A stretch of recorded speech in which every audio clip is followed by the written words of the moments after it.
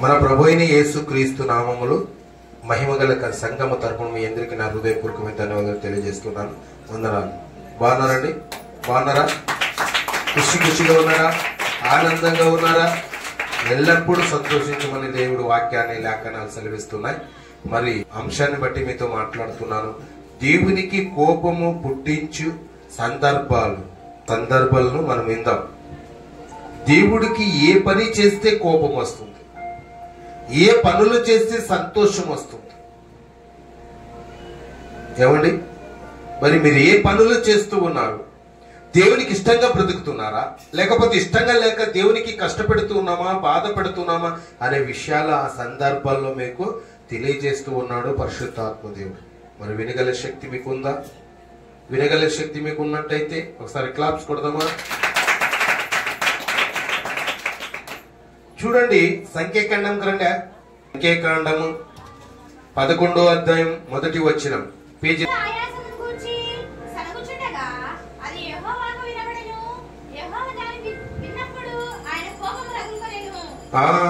ఆ మాట రావాలి. ఏమంట? ఏం రగులుకున్నాడు? కోపము రగులుకున్నాడు.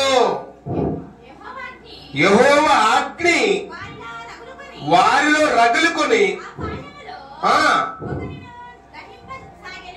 హల్లెలూయా. అక్కడ మనం చూసుకున్నట్టయితే ఆ 2వ వచనంలో చదువు, జనులు మోషేకు మొరపెట్టగా మోషే యెహోవాను వేడుకున్నప్పుడు అగ్ని చల్లారెను. హల్లెలూయా. చెప్పండి కొడదాం. దేవుని కోపము, దేవుని ఉగ్రత, దేవుడు ఆవేశము, ఆ కోపము. పై వచనంలో ఏం చెప్పామండి? యెహోవా దాన్ని విన్నప్పుడు ఆయన కోపము రగులుకొనెను. ఎందుకు రగులుకొనింది? పై వచనంలో ఉంది, 11వ అధ్యాయంలో. జనులు ఆయాసమును గూర్చి సొణుగుకొనగా, ఏమంట? సొణుగుకొనగా కోపం వచ్చిందంట. సొణుక్కున్నారంట. ఏమొచ్చింది? సొణుక్కుంటూ ఉన్నావు. కూర్చున్నా సొణుక్కోవాలి. ఎంచేపైన దేవసేవకుడు వదిలిపెట్టుడు సొణుక్కుంటున్నావా? ఎంతవరకు వాక్యం వినాలి? సొణుక్కుంటున్నావా? టైంకి రావాలి అని చెప్తూ ఉన్నాడు, అది సొణుక్కుంటున్నావా? సొణుక్కుంటే ఎలా ఉంటుందో చదువుమా. అది యెహోవాకు వినపడను. నీవు అనుకున్న ఎవరికి వినపడుతుంది? యెహోవా దేవునికి వినపడుతుంది, కన్న తండ్రికి వినపడుతుంది, నిన్ను సృష్టి చేసిన సృష్టికర్తకు వినపడుతుంది. నేను ఇక్కడ ఉన్న వారికి నాకు వినపడలేకపోవచ్చు, కానీ ఎవరికి వినపడుతుంది? దేవునికి వినపడుతుంది. యెహోవా అగ్ని వారిలో రగులుకొని, యెహోవా దానిని వినబడినప్పుడు ఆయన కోపము రగులుకొనెను. ఎవరి కోపము? యెహోవా కోపము, దేవుని కోపము రగులుకొనిందంట. రగులుకొనిన యెహోవా అగ్ని వారిలో రగులుకొని ఆ పాళ్యములో నొకకొనను దహింపసాగెను. దహించసాగినప్పుడు అక్కడ మోషే సెలవిస్తూ ఉన్నాడు, మోషే మొరపెడుతూ ఉన్నాడు. ఆయన ఉగ్రత తట్టుకోలేక వాళ్ళ ప్రజల కొరకు ఆయన ప్రయాసపడుతూ ఉన్నాడు సేవకుడు. అక్కడ చూద్దాం, దేవుణ్ణి చల్లారినట్టుగా మరొకసారి మాటలు మనం 2వ వచనంలో చదవండి. జనులు మోషేకు మొరపెట్టగా ఏమంటున్నాడు? ప్రభు దేవుడు మన మీద ఉగ్రత తీసుకుని వస్తూ ఉన్నాడు. దేవుడి వైపు మనము చూస్తూ ఉండలేము. లేదు, మనం సొడుక్కున్నాం కాబట్టి మేము ప్రభువా అని చెప్పి దేవ సేవకునితో వాళ్ళ ప్రజలు మొరపెట్టుకున్నప్పుడంట మోషే యెహోవాను వేడుకొనినప్పుడు ఆ అగ్ని చల్లారను. చెప్పండి కూడా మనకి. ఆయన మొరపెట్టినప్పుడు ఆ దేవ సేవకుడు ప్రజల కొరకు విజ్ఞాపన చేసినప్పుడు, దేవుడి వైపు చూసినప్పుడు ఆయన కోపం అంట ఏమైందంట? చల్లారిచాడు. ఆయన సొడుక్కున్నావు కాబట్టి ఆయన దేవుడి ఆ ఉగ్రత తీసుకుని వచ్చాడు, ఆ ప్రజల మీదకు తీసుకుని వచ్చాడు. ఎంతవరకు సహిస్తాడండి?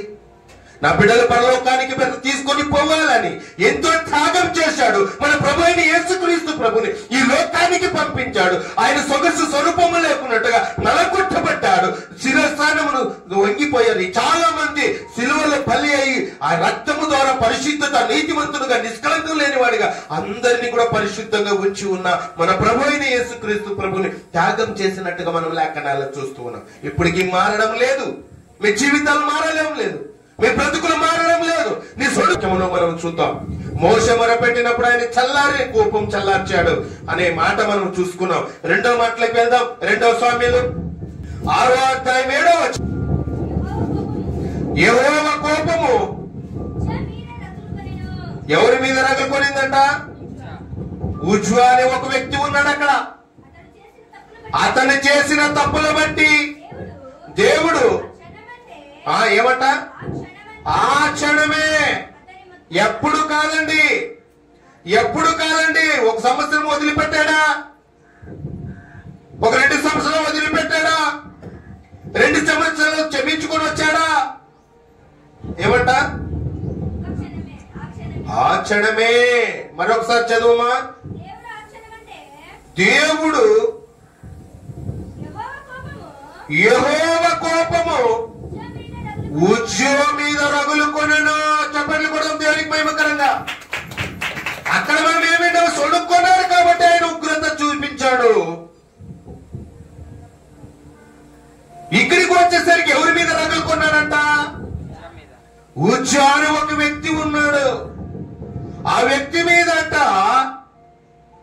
యెహోవా కోపము ఉజ్జో మీద రగులుకొనెను. అతడు చేసిన తప్పులు బట్టి దేవుడు ఆ క్షణమెందే అతని మొత్తగా అతడు అక్కడనే దేవుని మందస్సము నందు పడి చనిపోయాడు. చెప్పట్లు కూడా దేవుని వైభవకరంగా. ఎందుకు చెప్పట్లు కొట్టించానంటే అక్కడ చచ్చిపోయాడు ఆయన. దేవుని మాట వినుకోకున్నప్పుడు, దేవునికి విధేయం లేకున్నప్పుడు చంపేస్తాడు మీ అందరిని. ఎవరైతే మాట వినలేదు, ఎన్ని రోజులంటే క్షమించేది నేను? ఎన్ని రోజులంటే ఆయన ప్రేమించేది? ఎన్ని రోజులంటే మీ పక్షమున ఆయన నిద్ర లేక, కునుకు లేక, నిద్ర లేక నిన్ను లేచి ఉండి నిన్ను కాపాడుతూ వస్తున్నాడు. గర్జించు సింహం వలె తిరుగులాడుచూ ఉన్నాడు. అపవాదిని జయిస్తూ రాత్రనక పగలనక ఆయన కాపుదల భద్రత ఉంచి నిన్ను, నీ కుటుంబాన్ని కాపాడడానికి ఆయన ఎన్నో శ్రమలు, ఎన్నో బాధలు అనుభవిస్తూ మన దేవుడు మన వైపు చూస్తూ ఉన్నాడు. నీవు మాత్రం మారడం లేదు. నీ సొడుక్కుంటూ ఉన్నావు, గొడుక్కుంటూ ఉన్నావు, దేవుడు అంటే లెక్క లేకున్నట్టు ఉన్నావు. దేవుని సన్నిధికి రావాలంటే ఆలస్యం. ఇది ఆశ్చర్యకరము కాదు. కానీ దేవుడు ఆ క్షణమే ఏం చేశాడంట? ఆ క్షణమే ఆయనకి వెంటనే మొత్తేనో ఏం చేశాడంటప్ప? మొత్తగా అక్కడనే దేవుని మందస్సమును ఎత్త పడి చనిపోయిన. అప్పుడే చూడండి, వెంటనే. జాగ్రత్త సుమ. దేవుడు నీ పక్షమున మాట్లాడుతున్నాడు సూటిగా. దేవునికి కోపము పుట్టించే సందర్భాల గురించి మీరు వింటూ ఉన్నారు. ఇలాంటివి మనము ఈ మాటలు మేము విన్నప్పుడు ఆయన నీ జీవితంలో దేవునికి ఇష్టంగానే బ్రతకాలనే ఆలోచన కలిగి ఉంటావని, ఇలాంటి నేను కార్యములు చేశాను, ఇలాంటి గొప్ప వాళ్ళ జీవితంలో పోగొట్టుకున్నారు, మీరు అలా ఉండకూడదని హెచ్చరిస్తూ ఉన్నాడు దేవుడు. హల్లెలూయా. చూడండి, 2వ మాట మనము ఎవరి దగ్గరికి వచ్చాము? ఉజ్జియా ఆయన చనిపోయినట్టుగా మనం చూస్తున్నాం 2వ మాటను. 3వ మాట దగ్గరికి వస్తే 2 దినవృత్తాంతములు అక్కడే 36వ అధ్యాయం 16వ వచనం. వాడు దేవుని దూతలను చదువు. ఎగతాళి చేయించు. హల్లెలూయా. చాలా జాగ్రత్తగా వినాలి. వాడు దేవుని దూతలను వాడు దేవుని దూతలను ఎగతాళి చేయించు, ఆయన వాక్యములను తృణీకరించుచు, ఆయన ప్రవక్తలను హింసించురాగా నివారింప శక్యం కాకుండా యెహోవా కోపం ఆయన జనుల మీదికి వచ్చెను. హల్లెలూయా, దేవునికి మహిమ కలుగును గాక. మరొకసారి చదువునా. వారు దేవుని దూతలను దేవదూతలను ఎగతాళి చేయుచు ఆయన వాక్యములను సత్యమైనవి పరలోకాన్ని చేర్పించేవంట తృణకరించుచును ఆయన ప్రవక్తలను హింసించుచు రాగా నివారింప సత్యము కాకుండా యెహోవా కోపము ఆయన ప్రజల మీదికి వచ్చెను. చప్పట్లు కొడదాం దేవుని మహిమకరంగా. ఆయన కోపం ఏమైందంట? రగులు కొనింది. ఎందుకు రగులు కొనింది? దేవదూతలను ఎగతాళి చేస్తూ ఉన్నారు. ఆయన సృష్టి చేసిన సృష్టికర్త ఈ లోకానికి ఆ దేవదూతలు వర్తమానం పంపించి ఉన్నాడు దేవుడు. ఆ దేవదూతలు ఎగతాళి చేసిన వారు ఉన్నారు. ఇక్కడ వాక్యాన్ని నిర్లక్ష్యం పెట్టిన వారు ఉన్నారు. వినుని మట్టుకు విందులు గాని గ్రహించుని ప్రజలు ఆ గ్రహించలేకపోతే, ఆయనకు విలువ ఇవ్వకపోతే, ఆయన నచ్చినట్టుగా నువ్వు జీవించలేకపోతే ఏమిస్తాడప్ప ఫలితం? ఆయన కోపము ఆయన జనుల మీదికి వచ్చెను. ఎందుకు దేవుడు అలా కఠినంగా చర్య తీసుకుంటున్నాడంటే ఇక్కడ ఒక మాట మనకు కనిపిస్తుంది. చూడు 15వ వచనం చదువునా. వారు పితరుల దేవుడు అయిన యెహోవా తన జనుల యందును తన నివాస స్థలమును కటాక్షము గలవాడై వారి ఎద్దకు తన దూతల ద్వారా వర్తమానము పంపుచూ వచ్చెను. ఎవరు పంపిస్తూ ఉన్నారట? ఎక్కడి నుంచి పంపిస్తున్నాడు? ఎవరిని పంపిస్తున్నాడు? గట్టిగా చెప్పాలి. దేవదూతల ద్వారా వర్తమానమును పంపిస్తున్నాడు. పంపించినప్పుడు ఆయన పెందలకాడ లేచి పంపుచూ ప్రార్థనకు నీ జీవితం మారిపోయేదిగా ఉంటుంది. నీ బ్రతుకు మారిపోయేదిగా ఉంది. ఎప్పుడు ప్రార్థన చేసుకోవాలి దేవునికి? పెందల కాడ లేచి ప్రార్థన చేసుకుంటే ఆ కనెక్ట్ అవుతుంది. ఆ దేవదూతలు కనెక్ట్ అవుతుంది, దేవునికి కనెక్ట్ అవుతుంది. తెల్లవారుజామున లేచి ప్రార్థన చేసుకోవాలని లేఖనాలు సెలవిస్తున్నాయి. అక్కడ ఏమంటున్నాడు? అక్కడ 16వ వచనం అక్కడ చూసుకుంటే 16వ వచనం చివరి మాటకి పెందల కాడ లేచి పంపుచూ వచ్చెను. పంపించాడు. ఎవరిని పంపించాడు? దేవదూతలు పంపించాడు దేవుడు. అందుకే పంపించినప్పుడు ఎగతాళి చేశారు కాబట్టి వాళ్ళ మీదకి ఏమొచ్చింది? ఉగ్రత వచ్చింది. అర్థమవుతుందన్నమాట. దేవుడు పంపించిన వర్తమానమును పొందుకోలేక, ఆయన పంపించిన ఆశీస్సులు పొందుకోలేక, ఆయన పంపించిన ప్రసన్నత పొందుకోలేక నీవేమి చేస్తున్నావు? ఎగతాళి చేస్తూ ఉన్నావు, తిరస్కరిస్తూ ఉన్నావు. వాక్యాన్ని విధేయత చూపడం లేదు, నీ బ్రతుకు మార్చుకోవడం లేదు. నీ గొనుక్కుంటున్నావు. గొనుక్కున్నప్పుడు అన్ని కూడా ఇలాంటి ఆశీస్సులు ఇలాంటివి మత్తబడతావు దేవుని సన్నిధిలో. ఎంత చక్కటి మాటలు దేవుడు మనతో మాట్లాడుతున్నాడు. నీ జీవితం మారాలని, నీ బ్రతుకు మారాలని ఎదురు చూస్తూ ఉన్నాడు. అలాంటి పరిస్థితులు ఉన్నప్పుడు లేఖనాలు రాయబడి ఉన్నాయి, అలాంటి వారు చెడిపోయారు. మీరు చెడిపోవద్దండి, నా కొరకు నీ రాజ్యమును కట్టాలి. చప్పట్లు కొడదాం దేని. హల్లెలూయా. దేవుడు చెప్తూ ఉన్నాడు ఏమంట? చక్కగా నా బిడ్డలకి మాత్రం ఏ ప్రజలకు, మా బిడ్డలకు మీరు రక్షణ కల్పించాలి. మీరే ఈ లోకానికి వెలుగు, ఈ లోకానికి మీరే ఉప్పై ఉందురు. నశించిపోయే ఆత్మను వెతికి రక్షించమని చెప్పిన ప్రజలకు వాగ్దానమును పంపించాడు. దేవదూత ద్వారా చేస్తున్నారండి, చేస్తున్నారు. ఆయన ఎగతాళి చేస్తూ ఉన్నారు, ఆయన వాక్యమును నిర్లక్ష్యం చేస్తూ ఉన్నారు. అందుకే ఆయన కోపం రగులుకున్నట్టుగా మనము చూస్తూ ఉన్నామండి. మరి మరొక మాటలోకి మనం వెళ్దాం. ఎన్ని మాటలు అయ్యాయినా?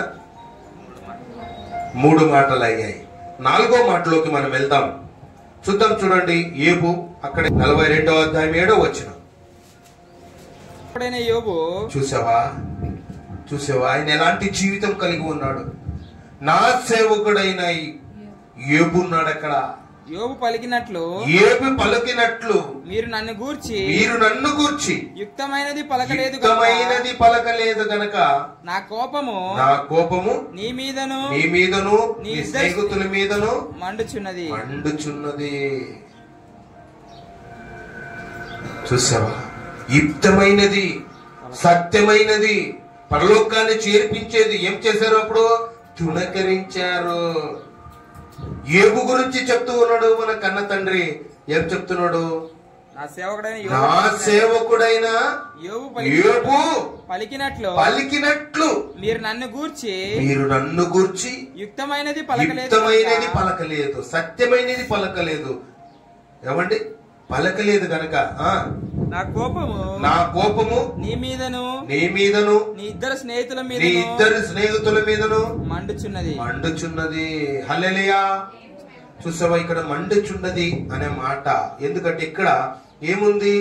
ఆయనకు మహిమకరంగా లేకున్న వారిని గూర్చి దేవుడు కోపపడినట్టుగా మనం చూస్తున్నాం. ఆయన వాక్యాన్ని వినుకున్నట్టుగా, ఆయన మాటలు వినుకున్నట్టుగా, ఆ సత్యమైనది వినుకున్నట్టుగా ఉన్నవారు ఇద్దరు స్నేహితుల మీద కోపము రగలేను అనే మాట మనం చూసుకున్నాం. మరి చూద్దాం 5వ మాటలోకి వెళ్దామా? ద్వితీయోపదేశకాండము 4వ అధ్యాయం 25వ వచనం. ఇక్కడ ఇద్దరు స్నేహితుల మీద మరి రగులుకొనేననే మాట రాయబడి ఉంది. మరి ఇక్కడ మనం మీరు పిల్లలను కని ఆ దేశమందు బహుకాలము నివసించిన తర్వాత మిమ్మును మీరు పాడు చేసుకొని ఏ స్వరూపము కలిగిన విగ్రహమునైనను చేసి నీ దేవుడైన యెహోవాకు కోపము పుట్టించి ఆయన కన్నుల ఎదుట కీడు చేసిన ఎడల మీరు ఈ యొర్దాను దాటి స్వాధీనపరచుకొను బోవు దేశంలో ఉండకుండా త్వరగానే బొత్తిగా నశించిపోదురని భూమాకాశములను మీ మీద సాక్షులుగా ఉంచుచున్నాను. హల్లెలూయా. ఇక్కడ మనకు వచ్చేసరికి మరొకసారి చదువునా? మీరు పిల్లలను కని ఆ దేశమందు బహుకాలము నివసించిన తర్వాత మిమ్మును మీరు పాడు చేసుకొని ఏమంటే ఇక్కడ మిమ్మల్ని మీరు ఏం చేసుకుంటున్నారు? పాడు చేసుకుంటున్నారు. ఆయన చెప్పిన దేశంలో నివాసము చేయకున్నట్టుగా మీరు ఉన్నారు. మీ పిల్లలు నివాసము చూసి అక్కడ ఆనందపడాలని దేవుడు ఎదురు చూస్తూ ఉన్నాడు. కానీ మీరేం చేస్తున్నారంటే ఆ దేశమును బహుకాలమును నివసించిన తర్వాత మిమ్మును మీరే పాడు చేసుకుని ఏ స్వరూపము కలిగిన విగ్రహమునైనను చేసి నీ దేవుడైన యెహోవా కోపము పుట్టించి. ఇక్కడ ఏం చేసుకున్నప్పుడు కోపం వచ్చింది? విగ్రహమునికి ఏ రూపమైనను నీవు చేసుకోకూడదు అంటూ అన్నాడు. భూమి ఎందే గాని భూమి కింద నీళ్ళు ఎందే గాని దేని రూపమును నీవు చేసుకోకూడదని క్రైస్తవునికి చెప్తూ వచ్చాడు దేవుడు. కానీ వీళ్ళు ఏం చేశారంట? ఆయన చెప్పిన దేశములో లేకున్నట్టుగా ఆ మాట వినలేదు. రెండో మాట చేసుకోవద్దన్నప్పుడు విగ్రహమునికి బ్రొక్కారు, చేశారు.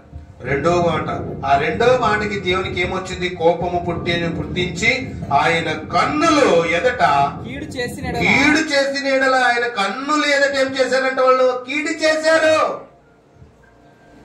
కన్నులు ఎదటంటే నీ ఎదురుగా నీవు తప్పు చేసినట్ట. ఇలా ఉన్నప్పుడు అండి, ఎలా ఉన్నప్పుడు ఎక్కడున్నాడు దేవుడు? ఆకాశము నుండి పైనుండి చూస్తూ ఉన్నాడు అందరినీ. ఆయన కన్నులు ఎదట కీడు చేసిన ఎడల మీరు ఏ యొర్దాను దాటి స్వాధీనపరచుకొని పోవు దేశములో ఉండకుండా త్వరలోనే పొత్తిగా నశించిపోదురని భూమి ఆకాశముల మీద సాక్షులుగా ఉంచుచున్నాను. హల్లెలూయా. నీవు చేసే తప్పులన్నీ కూడా సాక్ష్యం ఎవరు చెప్తున్నాయంట? భూమి ఆకాశము చెప్పుపోతూ ఉన్నాయి. చెప్పట్లు కూడా ఉంది అని మహిమకరంగా. నీ చేసే ప్రతి తప్పుడు పనికి ఈ పాపిష్ట జీవితము, నీ సొడుకోవడం కొడుకోవడము, భూమి ఆకాశములను సాక్షులుగా ఉంచి ఉన్నాడు. జాగ్రత్త సుమా. నీవు చేసే పనులను, నీవు చేసే ఆలోచనలను, చేసే ప్రయత్నములు దేవునికి నచ్చినవై ఉండాలి, దేవునికి ఇష్టమైనవై ఉండాలి, దేవునికి సంతోష పెట్టే పనులను నీవు చెయ్యాలి. అప్పుడు నేను ఆశ పొడిగిస్తాడు, అప్పుడు నీ జీవితం మారుస్తాడు. అప్పుడు దేవునికి రెండెంతులు ఏబుకి ఎలాంటి ఆశీర్వాదాలు ఇచ్చి ఉన్నాడు, నీకు నువ్వు అలాంటి ఆశీర్వాదాలు పొందుకునే వారిగా ఉంటూ ఉన్నావు. చెప్పట్లు కొడుతూ దేవుని భయంకరంగా. కోపంగా ఉన్నావా? ఈ లోకంలో కొడుకొని ఉన్నావా? నీ మనసులో ఎవరి చూడలేదనుకుంటున్నావా? 4 గోడల మధ్య చూడలేదనుకుంటున్నావా? కళ్ళు మరుకుపోయినప్పుడు కొనుక్కుంటున్నావా? ఎవరికి తెలుస్తున్నాయి? దేవునికి తెలుస్తున్నాయి. సాక్షులు ఎవరికి పెట్టాడు? ఆకాశము భూమి. ఈ లోక చట్టాలు ఉన్నాయి, ఈ లోక కోర్టులు ఉన్నాయి. కోర్టులోకి ఎవరు కావాలి?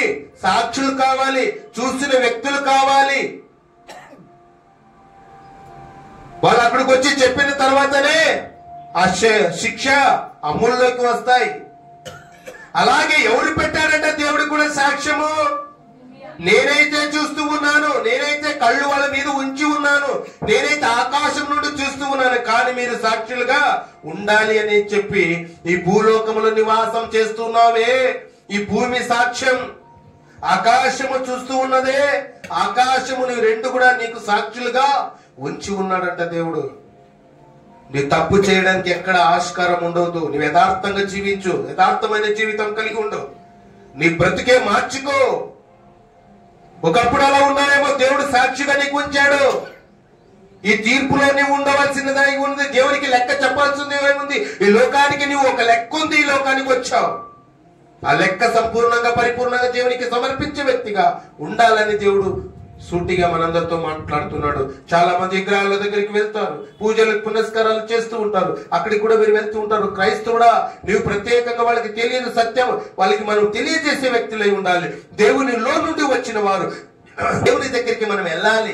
సృష్టి చేసిన సృష్టికర్త, మనం సృష్టిని పూజ చేస్తున్నాం, సృష్టి చేసిన సృష్టికర్తను మర్చిపోయామని మీరు తెలియజేసే వ్యక్తులై ఉండాలి. అలాంటిది మీరు వెళ్ళి అలాంటివి చేయకూడదని మాటలు సూటిగా దేవుని మాటలు మనకు వినిపిస్తూ ఉన్నాయండి. ఈ 5 మాటలు మనతో మాట్లాడిన దేవుడు. మరి సంఖ్యాకాండం కరండి, అక్కడ 12వ అధ్యాయం కరండి, 9వ వచనం. యెహోవా కోపము వారి మీద రగులుకొనగా ఆయన వెళ్ళిపోయాను. ఏమంట? యెహోవా కోపం ఎవరి మీద రగులుకొనిందమ్మా? చదువు. యెహోవా కోపము వారి మీద రగులుకొనగా ఆయన వెళ్ళిపోయాను. ఆయన కోపం ఏమైందంట? రగిలిపోయింది. బాధపడ్డాడు దేవుడు. 10వ వచనం చదువుమా. మేఘమును ఆ ప్రత్యక్షపు గుడారముల నుండి ఎత్తబడెను. అప్పుడు మిరియాము హిమము వంటి తెల్లని కుష్ఠుగలదాని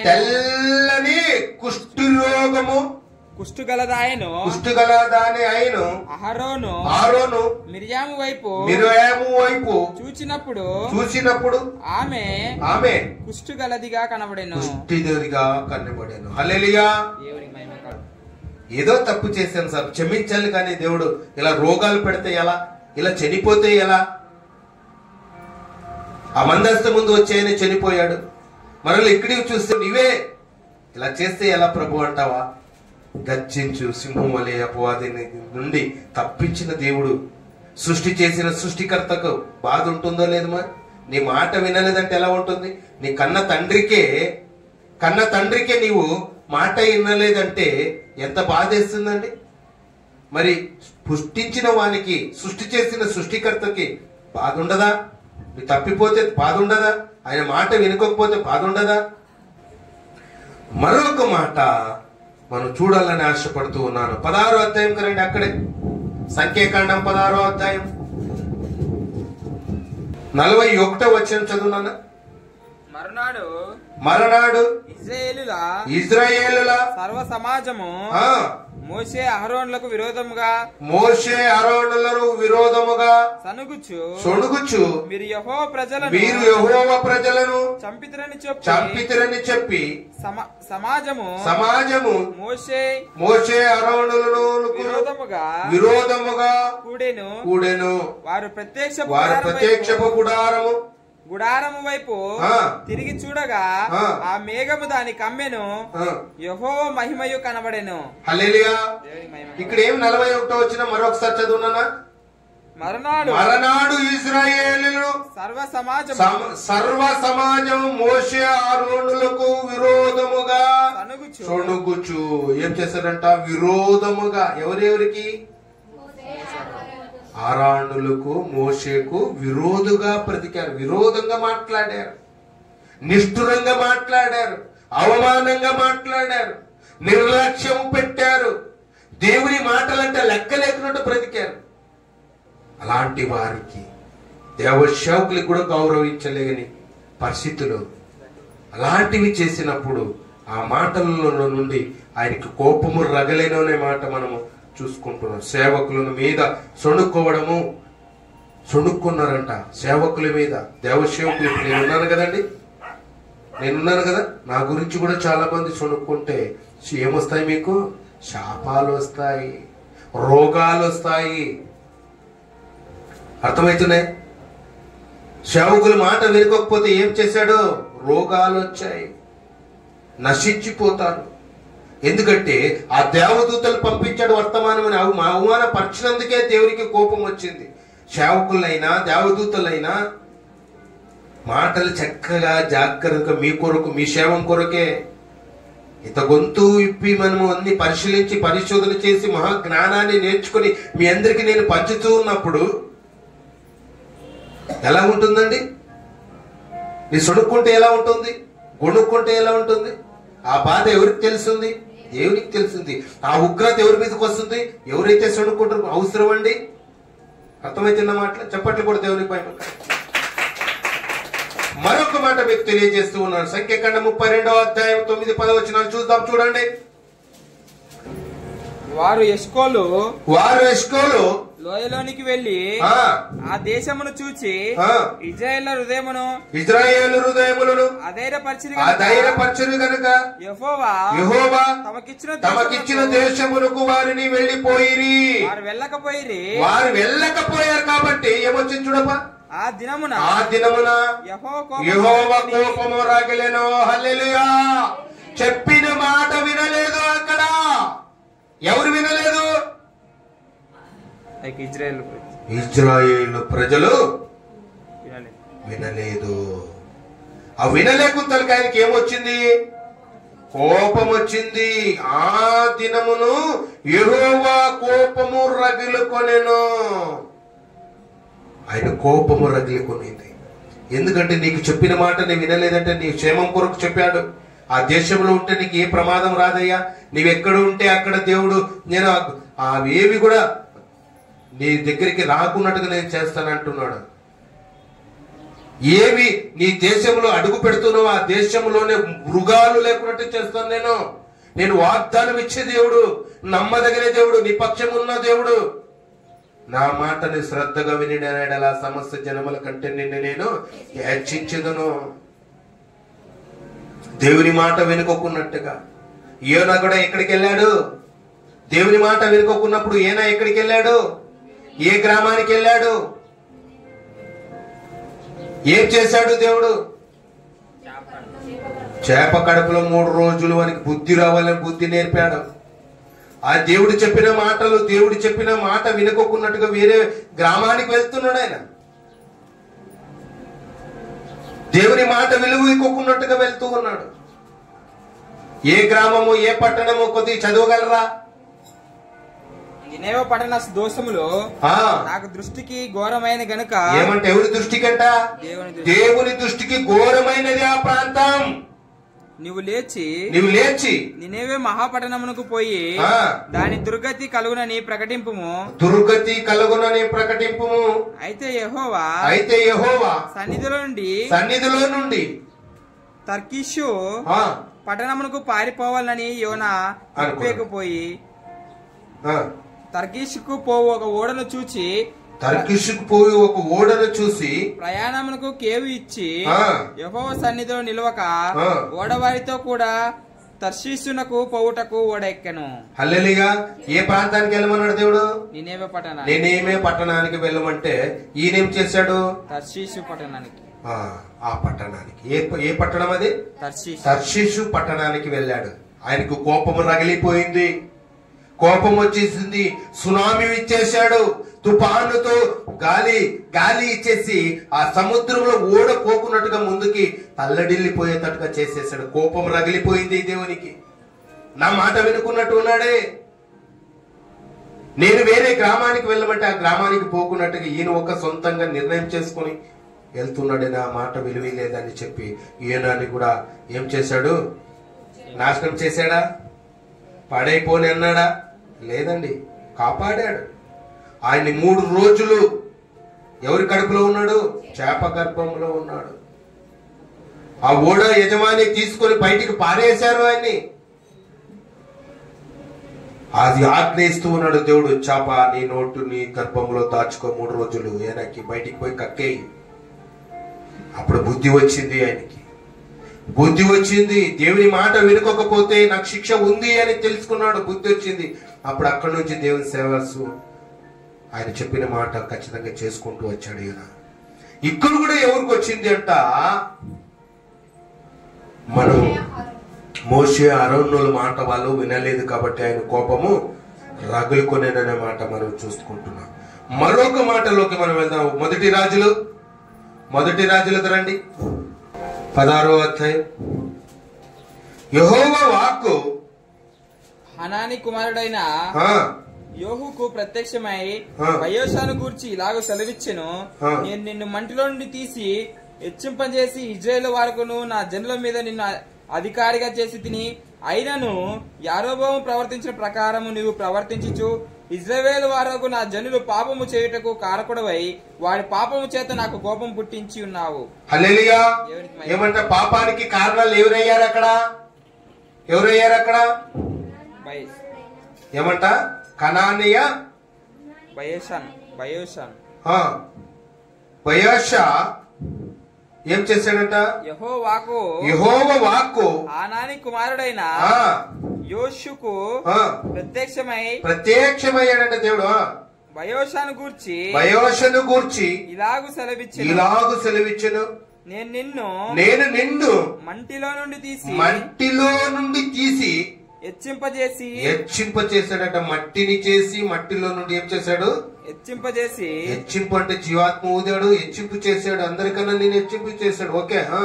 ఇజ్రాయేలు వారును నా జనుల మీద నిన్ను అధికారముగా చేసి తిని, అయినను యారోబాము ప్రవర్తించు ప్రకారముగా నీవు ప్రవర్తించు ఇజ్రాయేలు వారు నా జనులు పాపము చేయుటకు కారణమైతివి, కారకుడవై వారి పాపముల చేత నా కోపం